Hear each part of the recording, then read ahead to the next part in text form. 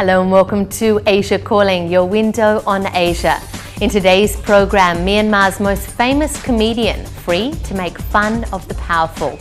Also a female wrestler in India breaking stereotypes. And we meet the protesting rappers of Kashmir. Welcome to the program, I'm Rebecca Hinchke.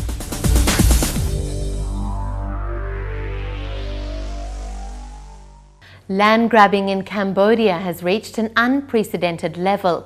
Over 5 million hectares of land has been taken over by large agrobusinesses, mainly from subsistence farmers. As many as 400,000 people have been affected. But a trio of human rights activists are determined to put a stop to the practice of land grabbing. They're on a European tour to raise awareness of what's taking place and to influence EU parliamentarians to enact a ban on land concessions. Our reporter in Sweden, Ric Wasserman, has the story. Cambodia has come a long way in the past 2 decades. Construction is booming, but there's a dark side, especially for the poor. They're losing their property, caught in a conflict over land and natural resources. Nearly 500,000 have become the victims of land grabbing. To highlight their plight, a trio of Cambodian human rights activists are on a tour of EU countries hoping for support. Their first stop was a seminar in Sweden. People are suffering in many ways. First is the land grabbing, the eviction, often by companies who are complicit with the government, often joint ventures with Asian companies, some with Western company, but even beyond loss of their land, their livelihood, their homes, often when they stand up to defend their rights and the rights of others, then the judiciary, the courts, the military is then used to punish them even further.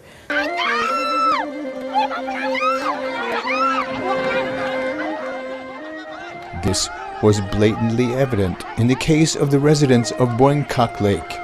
The lake was drained and filled in for development in 2012, but the villagers refused to evacuate. 15 women were arrested and sentenced the same day.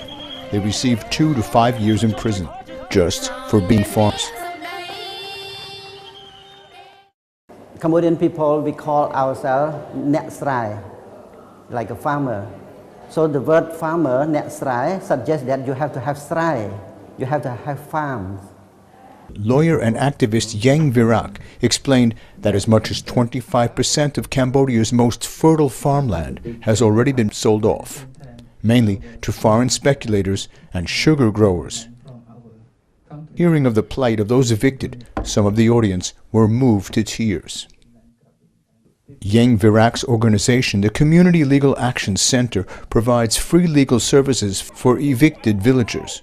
The struggle, he says, must be fought on several fronts.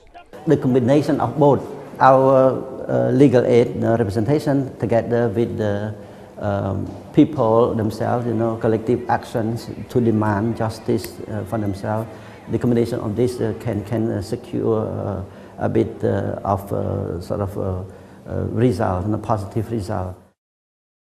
A major obstacle is proving legal ownership to the land. Under the Khmer Rouge regime, all land deeds were destroyed, making it easy for today's government to sell off land from the poor to the rich and influential. In the case of Boingkok Lake, pressure from the community forced the government to free the 15 jailed women. The evicted residents were resettled to a site miles away with little compensation.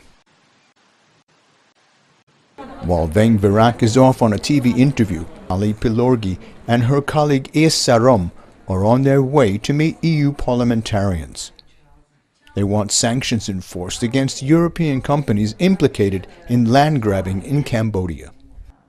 It's very difficult if farmers don't have land to farm, so it's extremely important in Cambodia for people to have land in particular women, because unlike Cambodian men, they can't migrate to other countries and find work.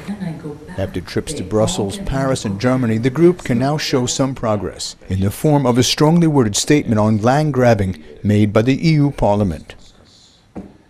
In this particular case, because the European Parliament has gotten involved and made some very strong resolutions and a strong letter co-signed by members of, as I could see, most of the party groups, then that's a very strong position that can encourage the European Commission to follow up on. Poor people are being exploited, says the group, and European companies and the Cambodian government are both deeply complicit. You must, in your duties, come to investigate if you don't believe our maps, our evidence, and so on, so that companies and governments do not exploit these exemptions and these benefits that were made for socially responsible companies, not perpetrators.